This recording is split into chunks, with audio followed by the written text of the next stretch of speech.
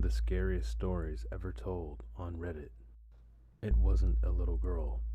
I was camping with my husband and his family at a small remote lake in New Mexico. There were about 10 people in our group and another group of 6 people in the next campsite. It was nighttime and both groups were doing typical activities, making s'mores, having a few drinks, and telling stories, when we all heard what sounded like a little girl yelling out for help. Neither group had children with them, but we were all positive we were hearing a little girl and decided to search the area we heard the noises from, together. There was a field behind our campsites, and we all saw a very tall, pure white figure standing maybe 100 feet away from us in the field, making the noises.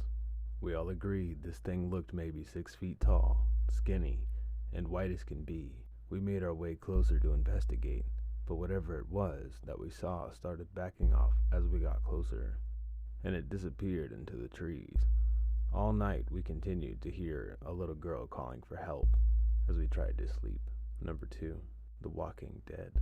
I'm a psychiatric nurse, and early in my career, I worked at a residential mental health facility. One of our residents was an elective mute, which means that he couldn't talk. But there were no medical reasons as to why. He had spoken earlier in his life, and in fact seemed quite normal back then, with the exception of being close to 7 feet tall. He'd been raised in the Deep South and joined the military when he was 19. But one night he'd vanished. He was declared AWOL, and eventually he was declared missing and dead. 10 years later, a 7-foot tall man walked into the VA hospital emergency room in my part of the Midwest and said to the receptionist, "My name is Tom Ableton, and I've been dead for 10 years. Those were the last words he ever spoke. He was covered with dust, and he was wearing the same clothes he'd been reported to be wearing the night he vanished. His social security number had not been used, and he had no identification on his person. However, they were able to identify him, I guess via fingerprints. The family was notified, but they said they had already grieved their lost man, and that whomever was claiming to be him simply could not be. They demanded not to be contacted again."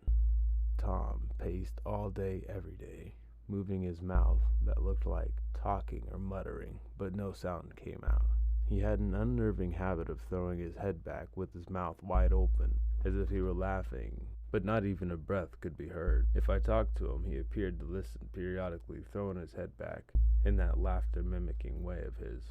Various medications were tried, but they did not affect him, nor positively or negatively. Occupational therapy did nothing, because Tom would just grin, and unless told to stay put, he'd get up and start pacing again. On my last day at the job, the last thing I saw was Tom, pacing in the parking lot, throwing his head back to laugh. Later I'd wondered if all along I'd been dealing with a ghost. All these years later, I still don't know. The unrest stop. I was driving across the country with my mom and sister when I was 16 and my sister was 20. It was late, but we were well rested still and alert. We were driving along an interstate and needed gas and a bathroom break, so we stopped at the only rest stop in 200 miles. There was a van full of teenagers on a road trip at the gas station, as well as a small gray car parked at the pump in front of us with 2 young men standing still outside of it. We got there. Everything felt wrong. We'd been on the road for days and seen many rest stops at night, and had never been afraid until then. My mom and sister went inside and I stayed in the car. I heard the teenagers say they were creeped out and couldn't get the pump to work, and they left in a hurry. I was watching the car in front of us, and the 2 men had not moved at all. Not an inch. They weren't talking. They weren't on phones. They were just standing there, still as stone. My sister and mom came running back out to the car, and when they got in, the 2 men slowly turned to look at us while not moving or pivoting the rest of their bodies. And I swear to fucking shit, we all saw the same thing. They had eyes dark as pitch. And empty. Truly empty, not black, not reflecting any light at all, just a void. We sped out of there and didn't stop until we were in the next city. The worst thing about the entire experience, we couldn't find the place on any map. We knew exactly which spot it was on the interstate, and we couldn't find it on Google Maps or any paper map we had had. We even asked locals about the creepy gas station out on that stretch of road and only got confused looks. We've traveled on that interstate since, and there is no rest stop.